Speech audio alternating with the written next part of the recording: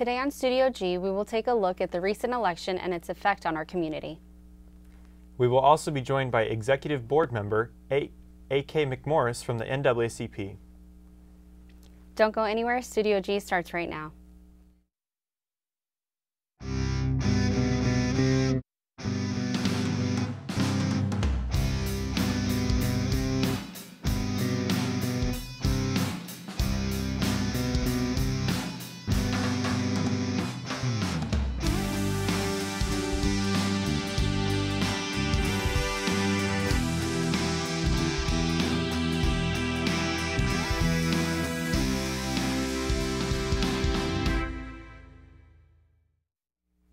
Thank you for joining Studio G. I'm Arlette Youssef.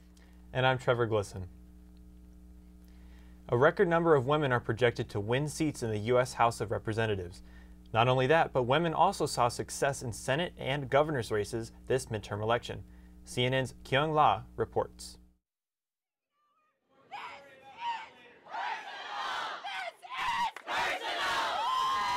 The cheers we heard for Iowa Democrat Abby Finkenauer began as laughter. Yeah, there were people who laughed me out of rooms because they thought, okay, she's 28 years old, paying off student loans, comes from a working class family, no money of her own to put into this. No one's laughing anymore at Congresswoman-elect Finkenauer, part of the record wave of women elected to Congress. Americans voted in more than 100 women to the House of Representatives, a red to blue flip powered mostly by Democratic women. It's a political claiming of power that rose out of the populist Women's March in response to the Trump presidency. Marching became running for office. First-time candidates like Mikey Sherrill campaigned with her powerful personal story as a Navy veteran. Does that open the door? I think it does. If you're a veteran and you've always put this country first, I think that gives people the sense that you'll continue to do so. Cheryl, now the Congresswoman-elect from New Jersey's 11th District. When I was a little elementary school kid, we lived here. Alyssa Slotkin, who worked for the State Department, never considered running for office until the House voted to repeal the Affordable Care Act. You can't expect those people to reorient and become better leaders. You have to replace them with people who are willing to fight, who are willing to actually give a crap. You may want to get tested. She replaces her congressman, elected to represent Michigan's 8th congressional district. Tonight we made history. The 116th Congress will not just be more female, but more diverse. New Mexico's Deb Haaland and Sharice Davids of Kansas make history as the first Native American women in Congress. And elected as the first Muslim women in Congress, Ilhan Omar and Rashida Tlaib. Women voters broke for Democrats by 19 points over Republicans. One of the night's biggest surprises, Kendra Horn's victory in deep red Oklahoma. Representation matters. Oklahoma is 49th in the nation for women serving in elected office, and we need different voices at the table to enact good policy. Republican women made gains in some offices while losing numbers overall in Congress. Tennessee's Marsha Blackburn moves from the House to the Senate, while South Dakota's Kristi Noem shatters the ceiling of her state as the first woman governor. A win and a wave of women she predicted last winter as she farmed on her ranch. You prefer a tractor to an airplane? I do. You have control over your own destiny. Progress, but women still only make up about 1 in 4 members of Congress. It's a notable increase, but I don't think it's the tsunami that was talked about throughout the whole campaign. I think we have to do more work to get to that point where we're talking about women who are closer to gender parity in government. It is extremely exciting to see these new developments in our government. Well, moving on from that, let's go to the next story. One local nonprofit reached out in a bid to increase voter and citizenship registration in the Las Vegas community. The Asian Community Development Council has been preparing for the midterms since the presidential election. The Asian Community Development Council started a voter registration initiative in 2016.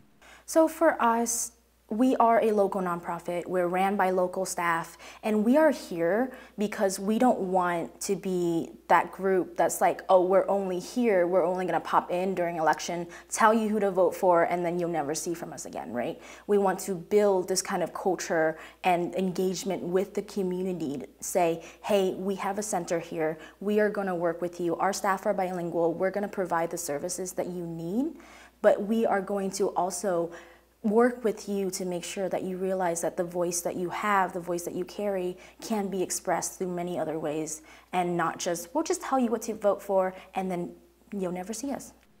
ACDC hopes to educate younger voters about the processes of registration and voting.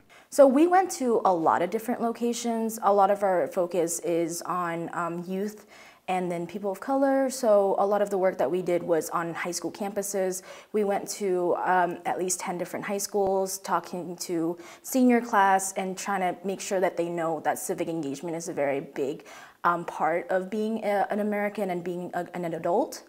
As well as when we went to UNLV campus, I'm a UNLV student as well. We did on-campus outreach on CSN campuses, Nevada State College, as well as just like local community locations like supermarkets and different state buildings, etc. ACDC has also been providing resources to those seeking citizenship. So yes, citizenship application is a big reach for us because filing for citizenship, doing the forms, and working with attorneys are sometimes overwhelming barriers that our community has to break through. So something that we deal with especially is that language barriers. They may not be able to have the English proficiency in order to be able to fill out the forms themselves or see the attorneys and talk to them that way. We work with pro bono immigration attorneys to provide that service.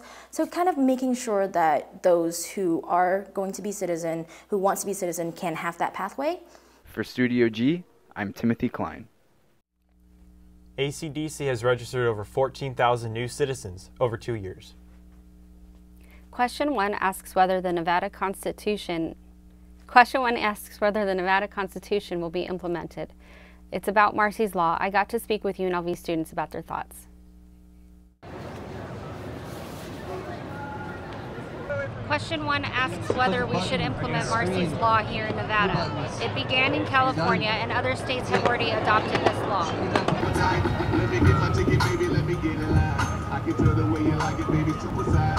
The Victims' Bill of Rights, or Marsy's Law, would replace Section 8.2 of Article 1 if passed. This will allow victims more rights than they currently have.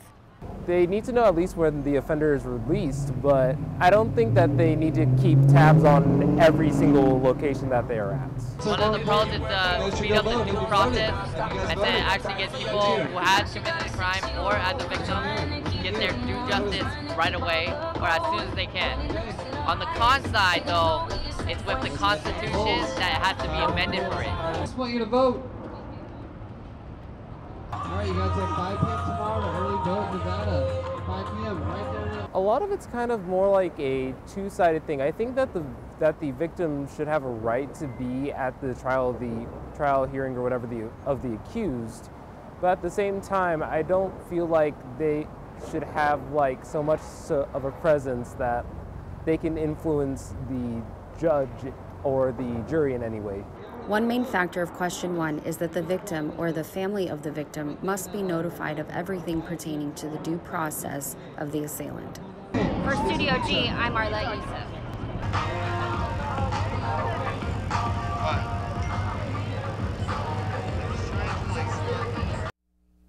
Question 1 has been passed.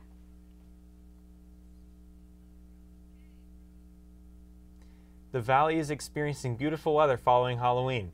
Nestor Sanchez is more of what we could experience over our weekend. Nestor?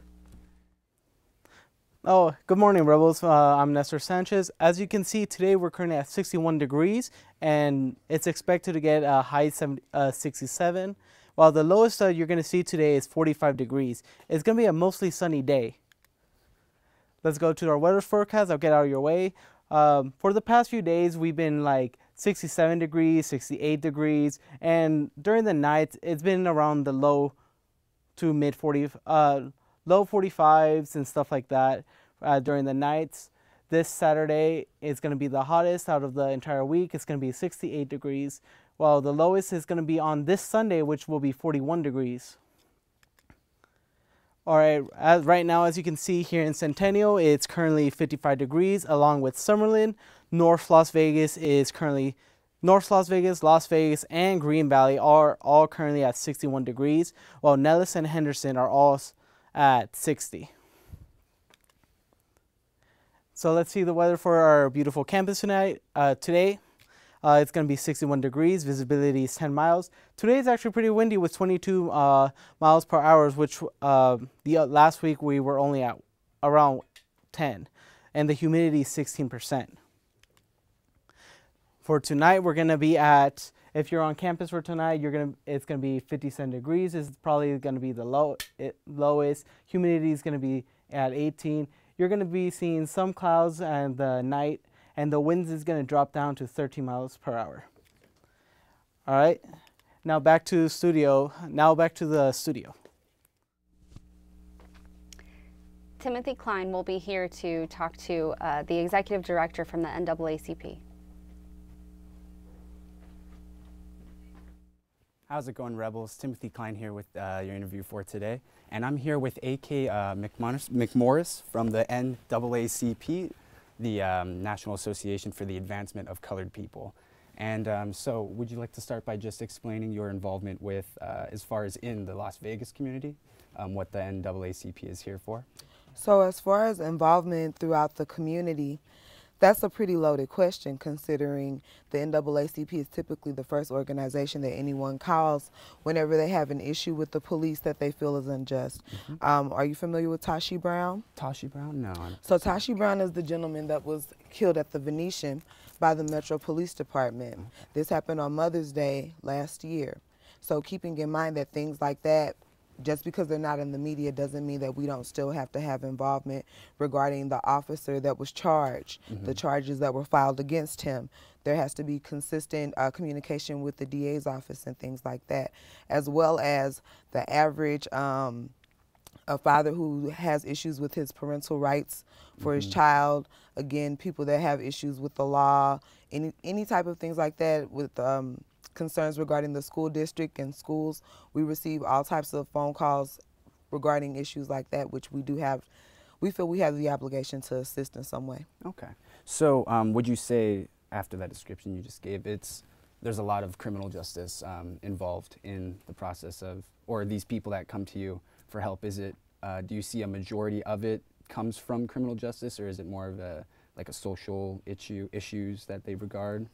I would probably say that the justice issue is probably at the forefront of everyone's mind, because they feel like it's supposed to be the NAACP that should be concerned with that. So, yeah. But I think that issues with school and education, those are a big deal, especially considering the fact that a lot of people rallied to legalize recreational marijuana, and now that money is being kept in a rainy day fund instead of being disseminated throughout our schools.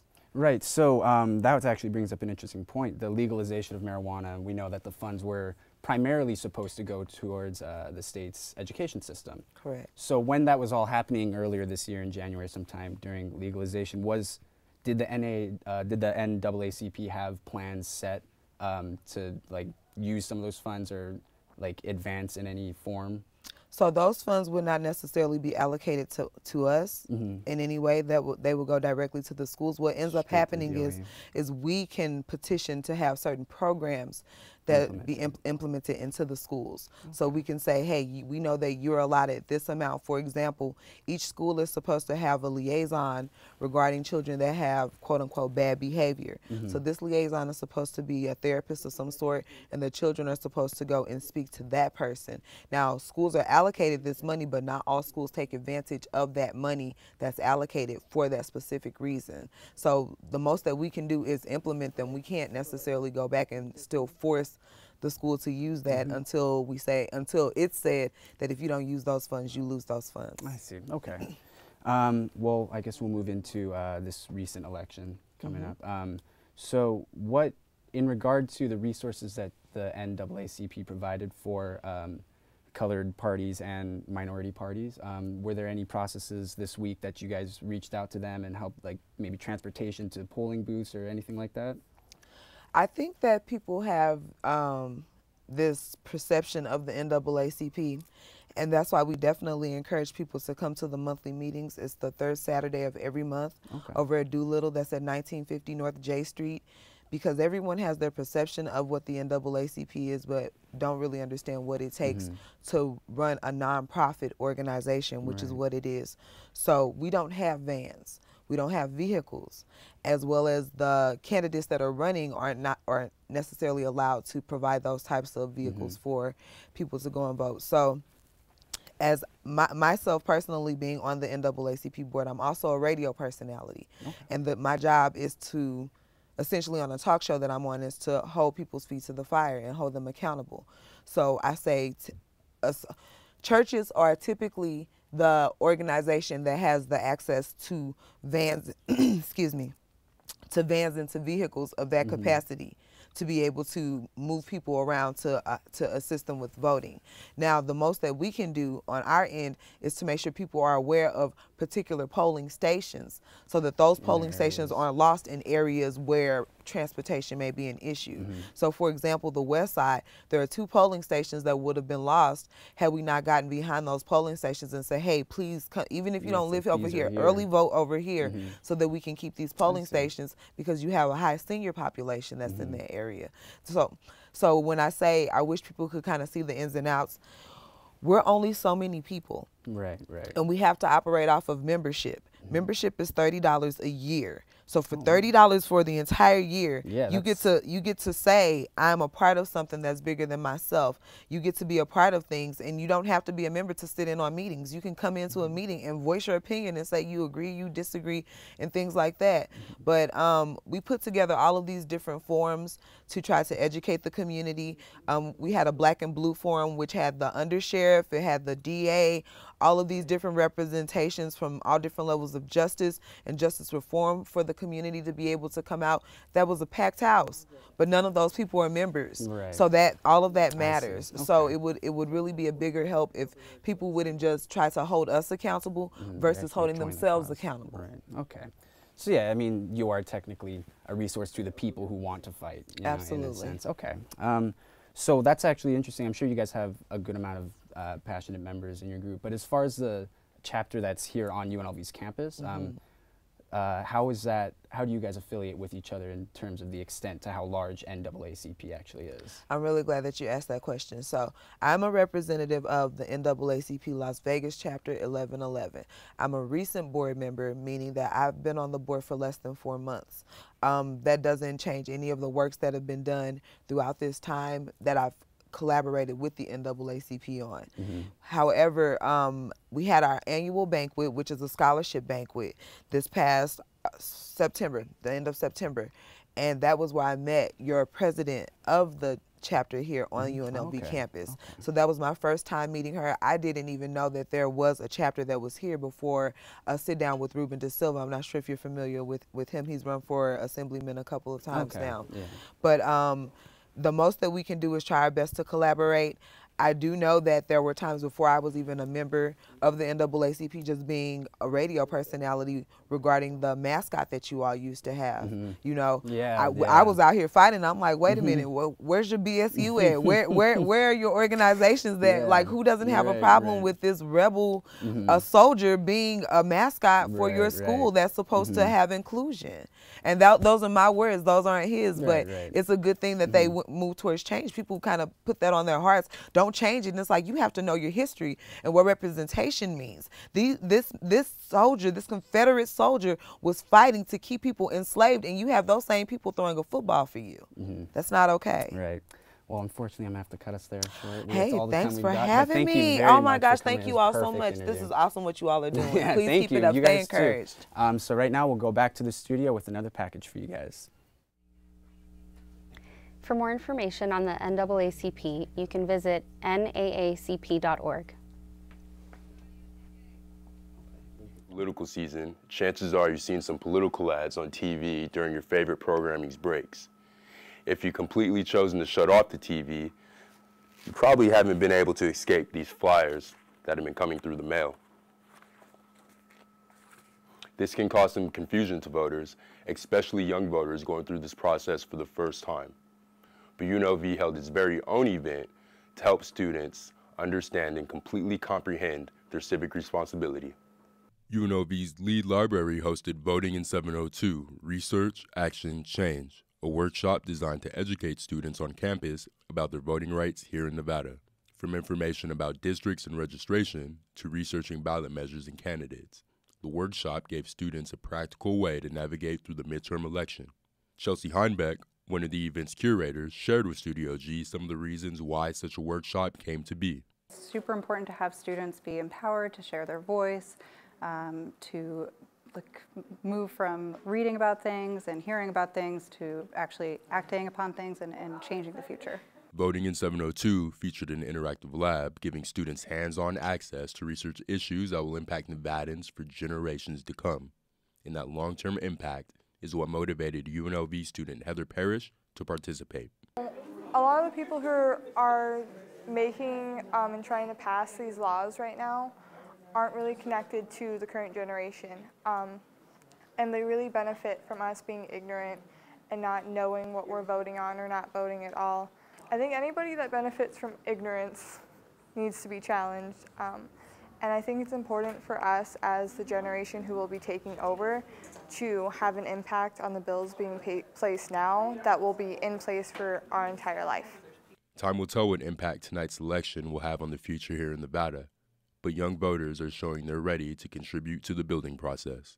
For Studio G, I'm Sebastian Ross. And you have to be on headset at all times.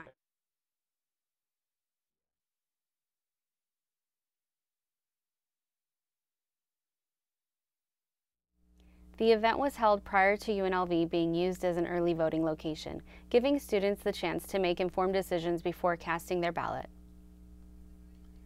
This university is full of a diverse population leading to heated political opinions, and this year they have a chance to let their voice be heard. Diva Carter tells the story. With most public attention towards flipping the House and political endorsements swaying voters one way or the other, most give their consideration towards candidates rather than statewide ballot questions. These UNLV students, however, think differently. Candidates can usually promise anything, but sometimes they don't follow through on that, and people tend to vote for their party anyway.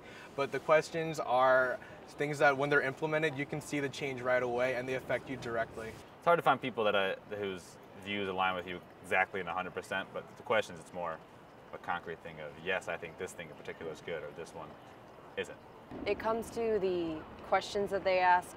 I do feel very personal about those, but when it comes to electing actual people, like the senator and all that, I just don't really care.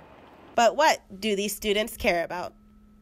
Professor put extra credit if we did vote, so I know that's an extra push, so that's fun. I want to exercise my right as a U.S. citizen to vote, and I want my voice to be heard, and I want to see some social change, and by going to the polls, I can do my part to ensure that that happens. I don't like how everyone's getting all divided, and some people won't even be another person's friend if they find out they're the opposite political party as them. With 172 voting centers to choose from, students are relieved to be only steps away from the voting center located at Lead Library. I would be less enticed to vote if it wasn't on campus just because I like the convenience of it. I was going to vote anyway, but thanks to it being on campus, I don't have to leave campus. I can go in between classes to vote, and I don't have to go out of my way to do my part. I probably would vote without them having it in the Lead Library, but having it in the Lead Library makes it a lot more accessible. Young students, whom have only been able to vote in few elections, share their advice as to what matters when it comes to voting. Vote wisely. I mean, I know that everyone's biased to some extent, so I like to try and see different sides so I can have a side for myself as best as possible. Don't believe everything that is told to you in the media. Please show up to the polls. It doesn't matter who you vote for. All that matters is that you make your voice heard and that you vote. With the polls in, it leads to wonder if the students of UNLV enjoyed their chance to vote. Well, guys, that's all that we have time for you today. See you next time on Studio G.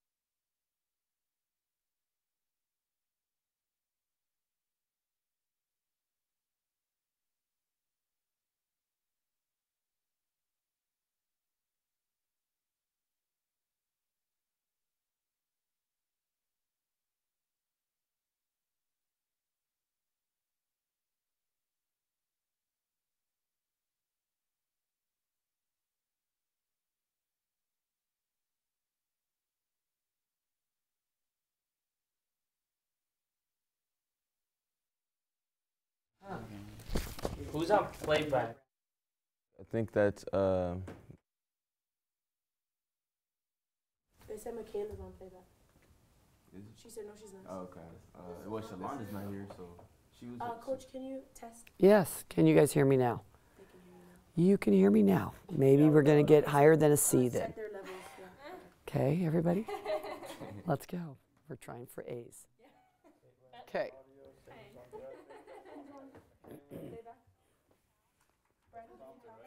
1, 2, 3, 4, 5, 6, 7, 8, 9, 10, 11, 12, 3, 2, 1, 10, 9, 8, 7, 6, 5, 4, 3, 2, 1.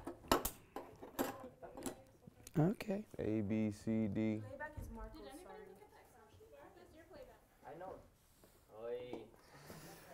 Oy vey. Who's what is it? Free, like who's not doing anything right now? Okay, so can you be on a camera if no one is? I just got on. Okay, cool. Thank you. Because Shalonda is not here for some reason. I stepped up.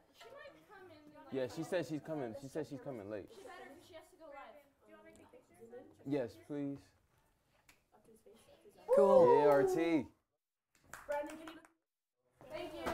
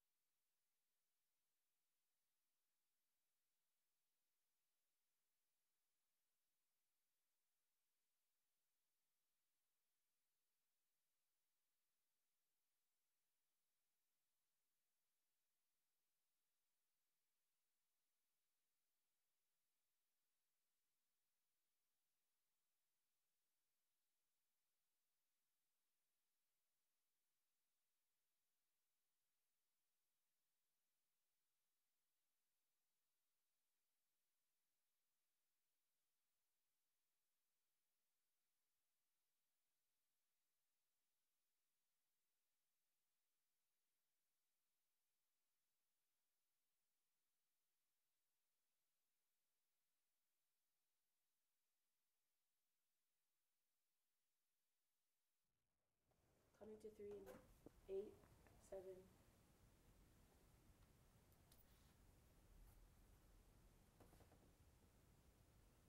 Hey guys, I'm Brandon McGregor and we're here with Coach Coach Kathy Olivier, head coach of the women's basketball team. So before we get into anything, I just want to give you guys some quick history.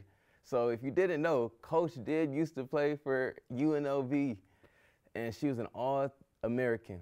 So Coach, as transitioning from a player to a coach, how was that transition?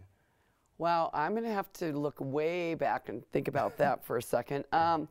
I mean, I actually loved playing here as a player. I had some great teammates. The professors were all so nice to me, and the community just embraced the Lady Rebels. And it kind of got me where I wanted to coach.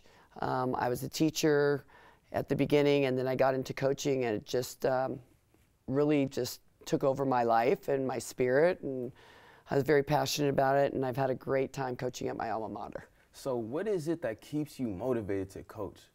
I love it. I absolutely love it. I love seeing the growth in our players. I love seeing them get better every day, and they're just not getting better as basketball players. They're getting better as people, and they're growing as young ladies. And I'm just very, I wasn't say impressed, but I'm not about me, but just about how they have grown and how they represent the community and represent UNLV in such a high manner. So I know you used to coach at UCLA. So what kept you, coaching for all these years? I love it. It's my passion. It's my world. I have a daughter that actually played for me at UCLA. My sister played basketball. We were a sports family. My brother played baseball at USC. We've all just taken care of business on either the court or the field, and it's just been so much fun. And I feel like it's a place where people get together, and it's a gathering for families and keeps people out of trouble, and it again makes them turn into really quality people. So you guys are Cold Mountain West champions. Do you feel that this team can get that far or further? Well, I love that you talk about that, but it's so far in the past.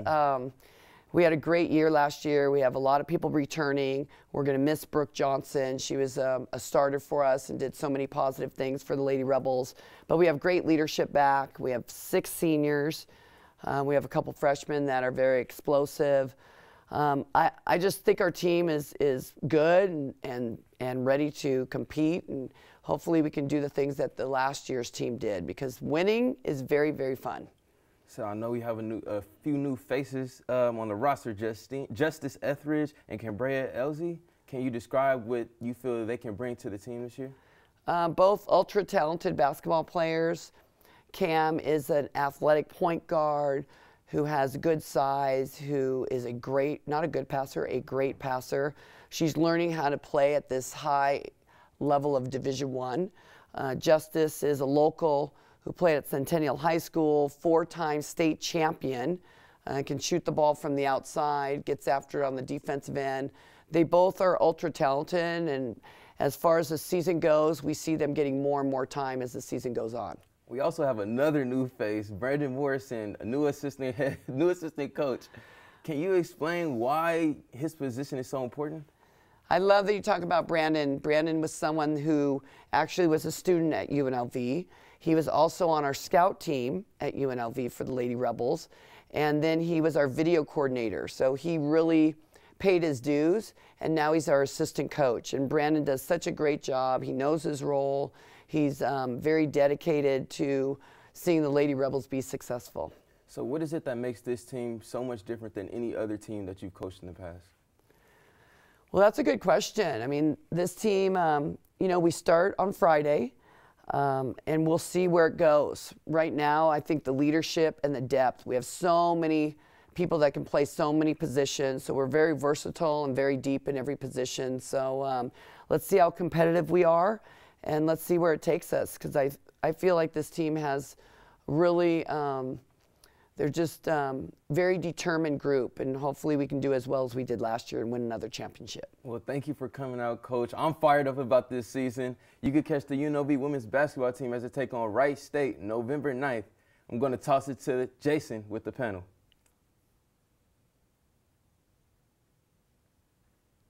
Great. Thank you, Coach.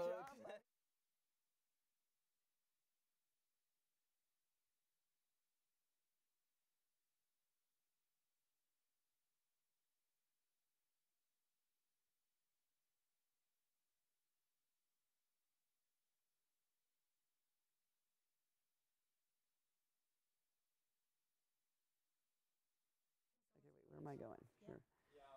Good deal, people. Good deal. You guys had me a little nervous at the beginning, I'll be honest. And then when it got quiet, everyone got their game face on, we were good to go. Serious. Once it gets quiet, that's when it gets serious. Yeah. You got to learn to do like the duck thing, right? So.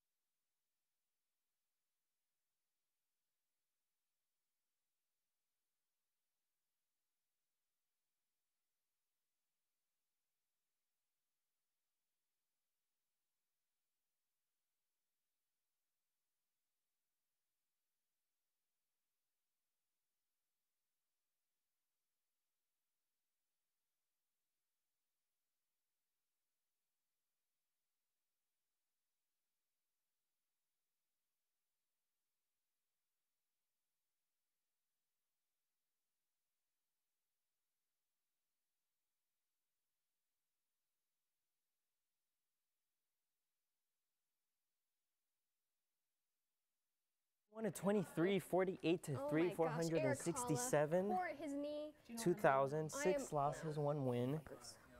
I'm on 3. All right, I also have a turtleneck on. So I'm gonna say, can we just talk about baseball? Hello, hello, hello. I just put the batteries in and it worked. Okay, Marcos. 1, 2, 3, 4, 5. The Rebels are coming with a lot of pressure, losing 6 games in a row. In the conference, they're 0-5. Mic check, 1, 2, 3, 4, 5, 6, 7, 8, 9, 10. Mic check, 1, 2, 3, 4, 5, 6, 7. Mic check. King Vetsiot ut in a tas. Count, please. Can you tell Count, please. Oh, 1, 2, 3, 4, 5, 6, 7, 8, 9, 10. Okay, perfect. Everyone, mic check. Okay.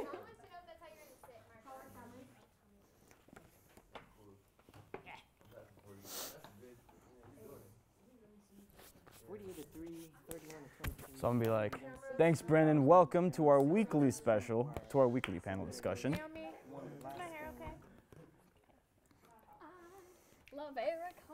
photo director also does hair check. Check. Hair check. Like the, Yeah. Black, red, black, oh, red. Hey.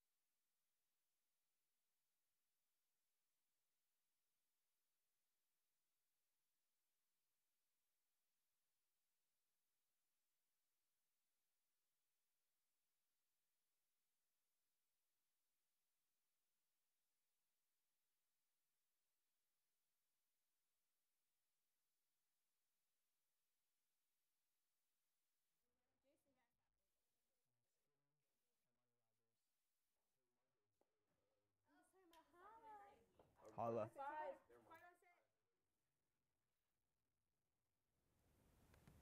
Thanks, Brandon. Welcome back to another episode where we're going to be talking. Oh, can we redo that? I'm so sorry.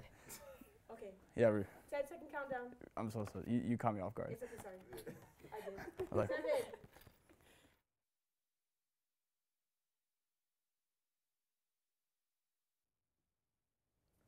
Thanks, Brandon. Welcome to the panel discussion for this week. We have Lydia Vasquez, Marcos Hung Santander, and Michaela Jackson. So let's jump right into it. We're going to be talking about men's basketball, UNLV men's basketball, where they played their first exhibition match. Final score was 83-81 to Montana State Billings. So talk to us about your initial feelings and your reactions to that match. Okay, so before we get started, can I just quickly point out the color coordination we got going on? Black, red, Ugg boots, and Adidas.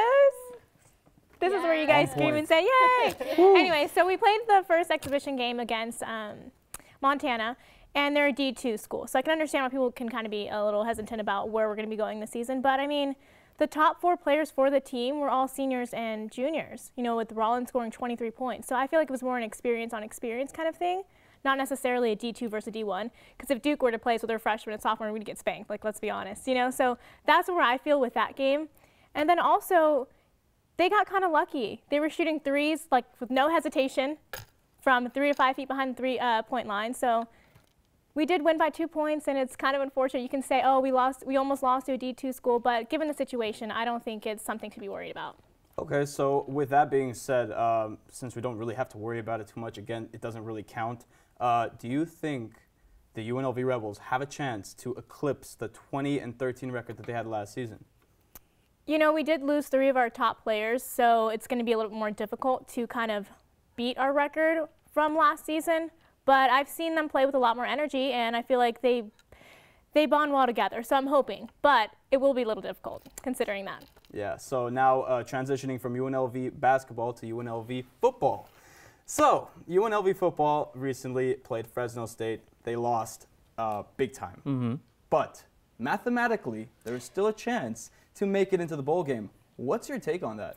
I would say anything is possible until that last second is down. Once that last second is over, then we can say, okay, it's impossible, they can't make it. But until that moment, everything is possible. You never know what could happen. They're playing San Diego Aztecs. That's their next game. Interesting fact, they haven't beat San Diego in San Diego since 2000. So it's been 18 years since they've beat them. I would say Tony Sanchez has a lot of pressure just because they've allowed so many yards. They've allowed about 470 yards, and they've allowed also about 40 points per game. I would say Tony Sanchez has definitely has not a deficit, but Armani Rogers, he was cleared to play, but he didn't play. The thing about Armani, he provides speed, he's explosive, so that gives him a chance to score more points. Unfortunately, he hasn't played it, he hasn't started. Max Gillum, he's done good, but not good enough, I would say. Definitely they have to be careful with their defense just because, like I said, they've allowed so many points per game and they've allowed so many yards. So it is possible, they just have to watch out on their defense. So with weighing all those factors, who do you think will be the starting quarterback? I'd say definitely Max Gillum is going to be. Maybe, I personally believe Tony Sanchez might save Armani Rogers just because, you know, he's, like I said, he's explosive. He provides a lot of things quarterbacks don't provide or can't provide. So he might be saving him for the next season. But, I mean, like I said, anything is possible. They could win. They just have to be careful with their defense. Now, just to cap this off, give us a little insider, a little prediction for the San Diego State match. You know, they have to win the last 3 games. Do you think they're going to be able to pull off the victory? You know, pressure is good. In some cases, some teams crack under pressure. So, and like I said, Tony Sanchez has a lot of pressure, especially losing bad to all these teams. But I'd say, like I said, anything is possible. So just we have to see what happens. Yeah, no, definitely. Now we're going to finish this off. Michaela Jackson, Eric Holla, one of your favorite hockey players for the Golden Knights, has a really bad knee injury. Quickly give us a summary. What happened? Injury report. Okay, first off, it was a clean shot or clean check. And when Holla, he kind of like hit the wall, and then you kind of just watch that knee. And then his knee kind of went to the outside, and I just felt that pain. And then he went down. And then the Golden Knights actually tweeted about about like what they expect of Holla or like what his injury report is. This is what Gallant says. He's not really good, well, not good, but like he's not specific on the actual injury. It's just like a lower body injury. And they said that he will be at the road games, these next 3. But he won't be playing. So that means 2 things. That either means he's only out for 2 months, he'll recover for the spring, or he's out for the entire season. Again, this hurts the second line because we just got Pacioretty back from his upper body injury, and then Stastny's out for 2 months. So our second line is hurting right now. Right, it's really complicated. So thank you guys so much for your answers, and we're going to send it back to the desk.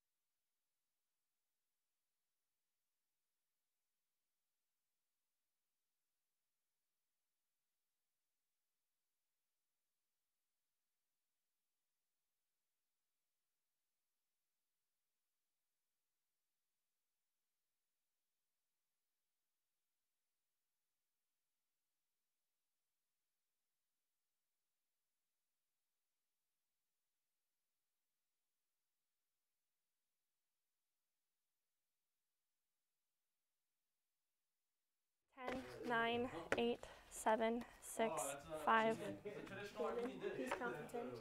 10, 9, 8, 7, 6, 5, 4, 3. You guys got this. I'm so excited. There's no Oh yeah. There's no teleprompt on camera. Yeah, no teleprompter.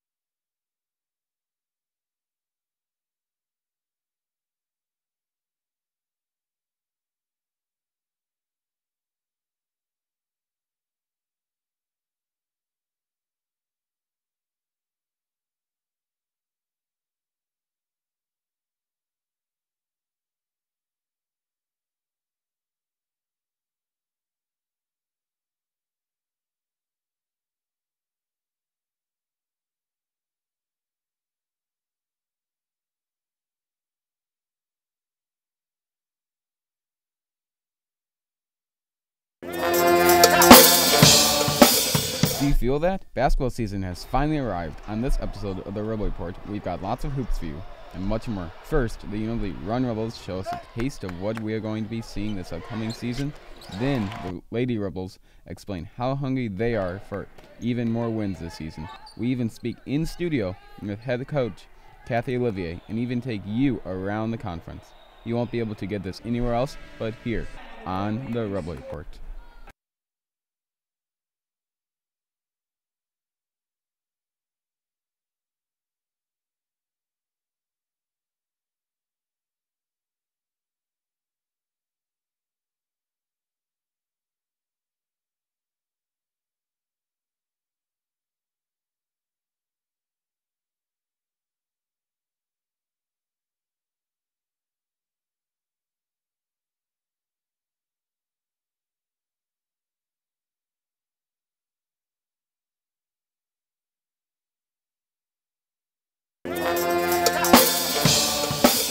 Do you feel that? Basketball season has finally arrived. On this episode of the Rebel Report, we've got lots of hoops for you and much more. First, the UNLV Run Rebels show us a taste of what we are going to be seeing this upcoming season. Then, the Lady Rebels explain how hungry they are for even more wins this season. We even speak in studio with head coach Kathy Olivier and even take you around the conference. You won't be able to get this anywhere else but here on the Rebel Report.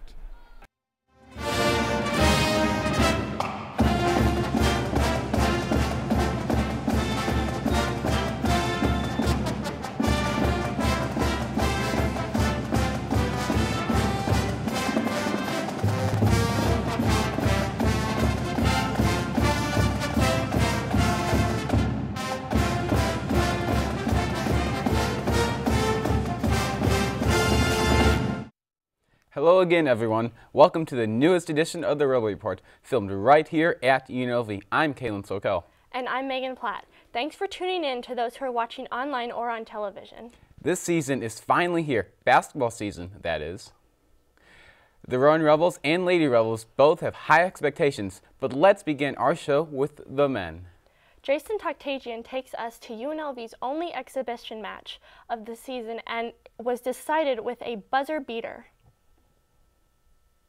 Season is already in the books for the Running Rebels, but with a new season comes not only new expectations, but new players. The Rebels look to get in regular season form with an exhibition match against Montana State Billings. The key for the Rebels is to build chemistry between the new players and the veterans. The game kicked off with senior Noah Rebotham and sophomore Cheek Mbake Jeong scoring 19 of the Rebels' 35 first-half points. None of the three freshman players that featured in the first half scored, but that was soon to change with a wonderful hook shot by Jonathan Chachua. After a back-and-forth contest with three-pointers galore, the UNLV Rebels relied on a Chris Clyburn layup with 1.4 seconds left in the game to scrape their way to an 83-81 victory. Head coach Marvin Menzies shared his initial reaction to the nail-biting ball game. Holy smokes, I hope we don't have one of those. I wanted it to be competitive, but I didn't want it to come down to the last shot. So nonetheless, they persevered. I thought that might almost been a charge on that last play when Chris scored, and then I watched the tape, and I thought it was a good bucket. So that was good. Starting point guard Noah Rebotham highlighted that the new guys are already showing discipline this early in the season. I think that team's well disciplined. I think guys on my team, there's an adjustment. Guys get in the lane. For instance, I remember Bryce on Euro step kind of got blocked, and in high school he was probably not used to seeing that. But that team, I thought they played well. They were very disciplined, and they also see that no matter if you're playing a Division VIII team, those teams are good. This exhibition match really was able to showcase what these Runnin' Rebels have in store. For the Rebel Report, I'm Jason Toktagian. UNLV freshman guard Trey Woodbury did not play due to an ankle injury, but we hope he features in the season opener against Loyola Marymount on November 10th. Now we go to the Lady Rebels, who have 6 players returning to last year's conference champion, along with a member who is one of the top in contention for one of the top awards in the country. Caitlin Mansala went to Lady Rebels Media Day to learn more about the athlete who is receiving such award. The Lady Rebels' 14 Mountain West victories has set a new school record. They're also looking forward to another recognition as center forward Katie Powell is on the Lisa Leslie's award watch list. Off-season is over for the Lady Rebels, and they're back on their court, training hard. After becoming Mountain West champions last season, the team joins the media for interviews on what to expect this upcoming season. This year we have 6 seniors back, 4 returning senior starters, which is huge for us. We have 3 fifth-year seniors, which is also big. So, I mean, we're super lucky to have that. Our team, these are our girls, you know, they've worked with us, they've taken ownership of the team, we have really good leadership, and hopefully that will, you know, account for something and we can win even more games because of that. I think the experience is huge, absolutely huge. It is a great honor for the Lady Rebels to have one of their teammates be a nominee of an award that is exclusively for the top center players. Among the selected 20 athletes, Katie Powell is on the watch list for the 2019 Lisa Leslie Award. I mean, it's an awesome recognition. It happened because of my teammates. They give me the ball and help me be successful, so that's why I got that award. It's all because of them. This isn't the first time Powell has been recognized for her talent. She earned multiple Mountain West titles, including Player of the Week, All Mountain West, and Mountain West All Defensive. From the 2016 to 2017 season, she almost doubled her scoring average to 15.5 points per game. Not only that, her 8.7 rebounds per contest put her at the second highest in the conference. These remarkable records indicate a star in the making who is determined to make this another successful season with her teammates. I mean, I'm a senior. All I want to do now is I'm more worried about a win than scoring 50 points a game. So I just want everybody to work hard and contribute as much as they can. After suffering a heartbreak last season against UNR that knocked UNLV out of the Mountain West tournament, the Lady Rebels are out to get not only UNR, but also Duke. Powell is confident that UNLV can make the ultimate comeback against UNR. Katie Powell and other players are looking forward to play against Duke Blue Devils for this game season. For the Rebel Report, this is Caitlin Manatala. Wright State University will play the Lady Rebels in the team's home opener on November 9th. Coach K.O. will join us to talk about it in just a few minutes during the Rebel Report Timeout. Back to the Runnin' Rebels, where you'll notice a new addition at Thomas & Mack Center this season. A brand new scoreboard sponsored by Boyd Gaming is up and running. Cindy Mercado attended the exhibition game against MSU Billings to see what else is in store for fans this season. The Running Rebels exhibition game against Montana State Billings is bringing out fans to Thomas & Mack Center. Fans can look forward to the return of top players along with the welcoming of new incoming freshmen. It is a game before the regular season opens, and the Brennan Rebels' last-second win has set the bar for its fans. With the final score of 83-81 against MSU Billings, fans' expectations are high. I was part of this. I was a student here when we were national champions, and it was just amazing what our city did and comes together. And I know the city of Las Vegas loves our Runnin' Rebels, so it'd just be great to see them have a great year again. And we just want them to play hard and fight hard, and we'll be here rooting them on the whole way. Fans can expect the return of notable players such as senior guard Noah Robotham and senior forward Shakur Justin. The Rebels are also excited to welcome incoming star recruit Bryce Hamilton. New season, new players. Hopefully we can make it to the NCAA tournament. I love Coach Marvin Menzies, and I just want the Rebels to win. Along with all of these sports action, the new season will also offer fans halftime fun, food, and drinks. The Rebels' official season kickoff will be Saturday, November 10th against Loyola Marymount University. For Rebel Report, I'm Cindy Mercado. The new scoreboard we mentioned at the top of the story was paid for by a $5 million donation from Boyd Gaming. UNLV football returns to Sam Boyd Stadium with a 5-game losing streak, and things wouldn't get any easier with Fresno State paying Vegas a visit. Unfortunately, the slide would continue as the Rebels lose to 23rd ranked Bulldogs 48-3.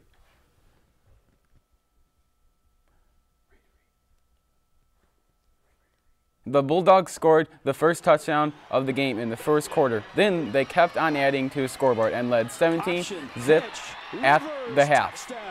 In the third, the Rebels lost momentum when Max Gillum threw a pick.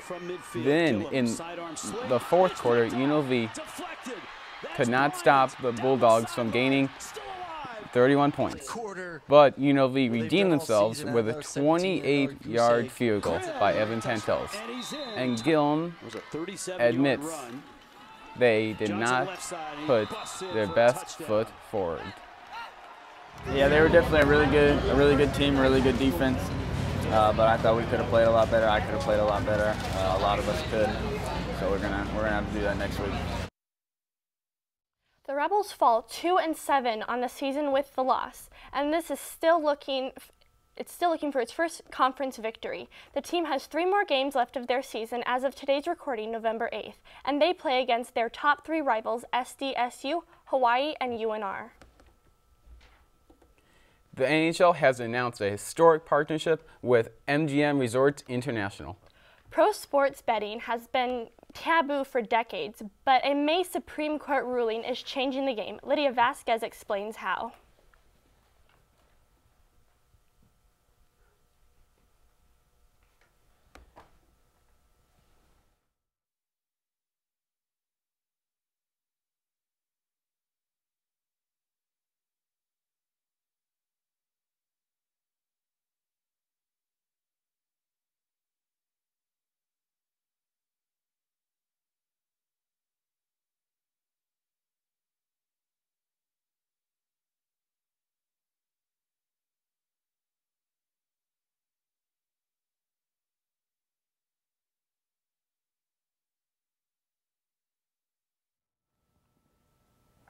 This follows the NBA's agreement for MGM to become their official gaming partner. So, who are the big winners in this deal? I spoke with gaming gurus to find out. Having 325 Texas State, 40/31.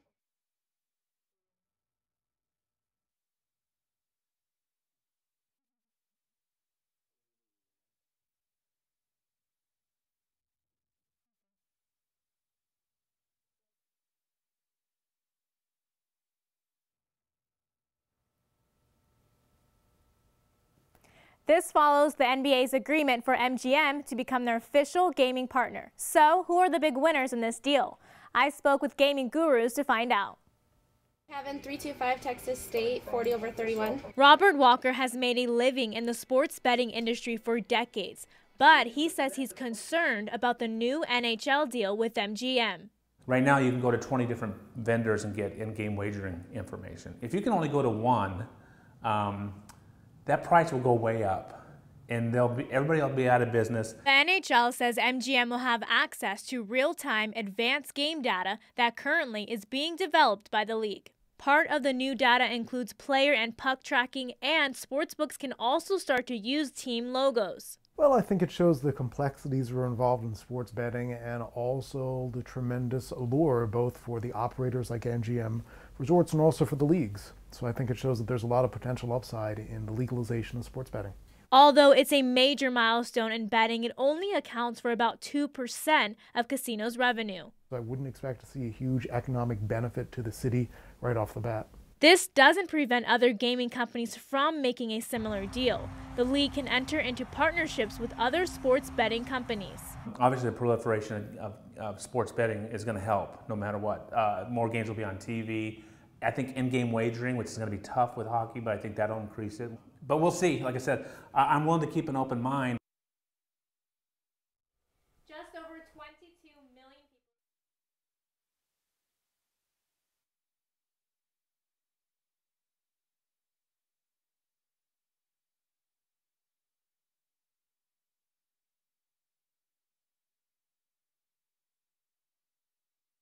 The last part said. Stand by. Quiet on set.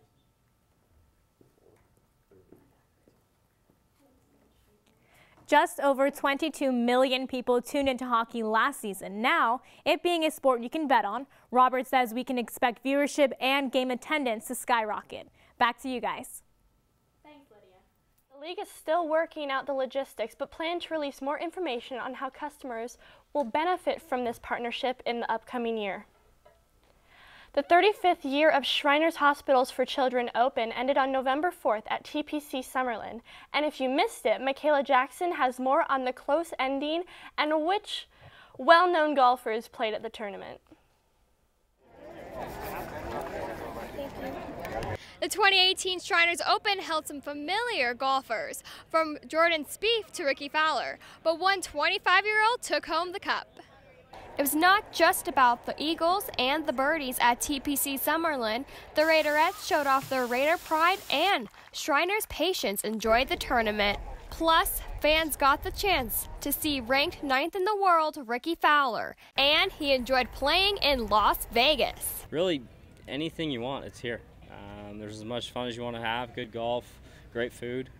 I'm looking forward to some good food again tonight, but no, it's good to be back. I've played well here, and it was nice to have a good week. But Fowler was not the only one playing on the greens. UNLV alumni Ryan Moore finished the tournament 10 under par, and he couldn't help but enjoy playing at home. I mean, it's great. Hearing the Rebels chants, walking around, and get a good crowd out there all week. It's one I look forward to every single year. Last year's champion Patrick Cantley ended the tournament just one stroke behind the leader, Bryson DeChambeau, but he sealed his win over Patrick Cantley.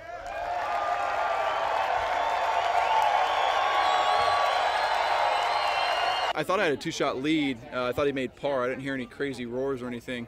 But when I walked past the sign on 17, I saw he got to 20 under, and I was like, whoa, okay, I got to focus and hammer down and execute some good shots coming in, and that's what I was able to do. DeChambeau earned the grand prize, but most importantly, some Shriners patients were honored at the event, and one patient couldn't help but enjoy himself on the last day. Oh, this tournament is just awesome. It brings great awareness to this great fundraiser, Shriners Hospitals for Children. I've been going to the hospital since I was 2 months old, and I can't thank them enough. So coming to this tournament, it's a lot of fun. Plus, Alec wants to become a sports broadcaster, just like us, here at the Rebel Report. When I realized I wasn't going to be 7 feet tall and 300 pounds, I wanted to be the first one to break the news. I wanted to be the first one to start the conversation. So, and because of Shriners Hospitals for Children, I can fulfill my dreams. Shriners Open broke their attendance record. For the Rebel Report, I'm Michaela Jackson. Their attendance for the tournament of 53,600 fans. Now we're going to send it over to Brandon with this week's Rebel Report Timeout.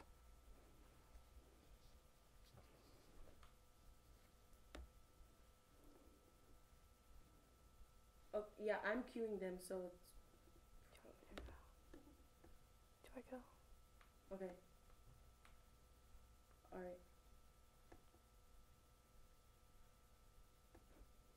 Okay, we're on our break right now, but... Okay. Okay, John said when I do this, then talk to both of you. Okay. Yeah, they got it.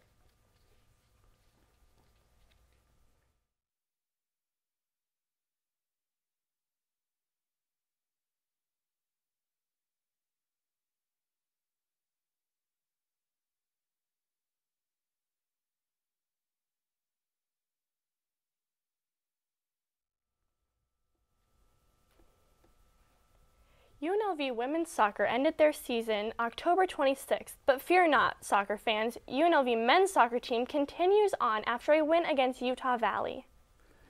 That's right. Our very own Naomi Brown went out to see the team play their last regular season game against GSU before moving into the quarterfinals. UNLV men's soccer takes on Grand Canyon University in their last regular season home game, and it's senior night. Peter Johann Memorial Field was packed with Rebel soccer fans as a few players celebrated their senior night. The UNLV men's soccer team recently snagged a win against Utah Valley on October 28th and hoped to take another win against Grand Canyon University on November 2nd. The Rebels had a slow start in the first half, only taking 5 shots and giving up 2 goals to GCU. Going into halftime, the Rebels trailed behind 2-0. But in the first minute of the second half, UNLV midfielder Marco Gonzalez scored on a penalty kick, cutting down GCU's lead and putting the Rebels up on the board. In the last few minutes, UNLV tried to tie up the game, but came up short ending the match 2-1. Despite the loss, Rebel spirits were high as the team celebrated their senior players. Senior defender Jordan Chavez reflects on how the season went with his teammates. It's been amazing. You get a good group of guys where we bonded together for 4 years, and obviously leaving them is tough. But going into postseason, I hope to extend it, and that way we get a little bit more time together. But definitely, I think the camaraderie between the group, being able to live day in and day out with them is an incredible experience. The Rebels will start postseason as the 7th seed in their first WAC tournament game in Seattle on November 7th. For the Rebel Report, I'm Naomi Brown. UNLV men's soccer currently ended their regular season at 5-5-1 in the Mountain West. While we don't yet know who the Rebels will be playing on November 7th, keep an eye on our social medias to find out. That wraps up our sixth episode of the season. Thanks for watching. Don't forget to follow us on all our social media everywhere at Rebel Report UNLV for the latest updates on sports in the Valley. See you next week.